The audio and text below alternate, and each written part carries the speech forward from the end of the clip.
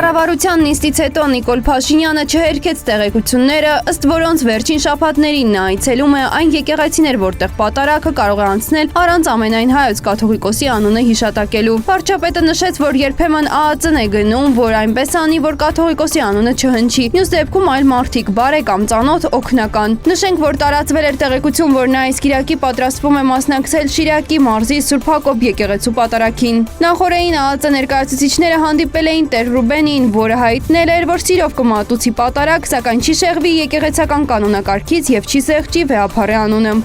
Երևանը անտեսել է էթիկական չափանիշները առանց նրանց համաձայնության հրապարակելով ԵԱԿ Մինսկի խմբի համանախագահների աշխատանքային նյութերը եւ պետությունների ղեկավարների նամակագրությունը, հայտարարել է Ռուսաստանի Դաշնության ԱԳՆ պաշտոնական ներկայացուցիչ Մարիա Զախարովան։ Զախարովան անդրադարձել է Արցախի բանակցային գործընթացին Հայաստանի կառավարության հրապարակած փաստաթղթերին։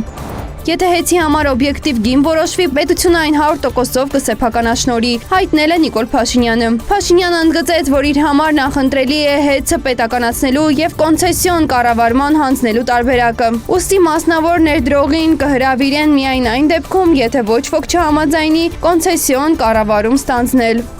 27 արքեպիսկոպոսներ եւ եպիսկոպոսներ անվերապահ հավատարմությունն են հայտնում Մայրաթոր Սուրբ Էջմիածնին եւ նրա ազգընտիր գահակալին Գարեգին Բ կաթողիկոսին։ Իրենք անհանդուրժելի եւ դատապարտելի են նկատում պատարագի սրբազան արարողության ընթացքում ամենայն հայոց հայրապետի անվան հիշատակման կամայական զեղչումը, որը եկեղեցաբանության տեսանկյունից պարակտման տարեր է պարունակում։